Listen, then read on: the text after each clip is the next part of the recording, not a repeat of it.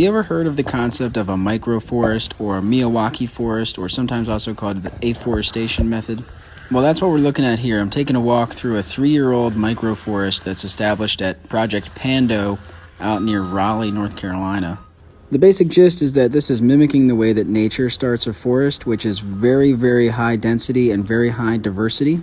To some of you, this may seem kind of crazy, but there's a lot of benefits to planting this dense. One of the major benefits is that the canopy cover closes incredibly quickly. Typically, within 3 years, you cannot see the ground. This is really helpful in urban areas where we have this urban heat island effect, because this helps to cool off the ground, cool off the soil surface, and it gives people and animals a place to get out of the direct sun, kind of cool off a little bit. The high diversity supports a large number of insects and other wildlife, as well as diverse plants, just giving them a place to be. Overall, these sites are pretty cheap to install. They take up a very small amount of space, and so they're great for urban areas. Check out the size of this hazelnut, just 3 years old, almost as tall as I am. Here's a wild plum making fruit and taller than I am, 3 years old. This picture here shows what this site looked like on year 1, and then this is year 2. All the trees went in as small, bare root plants.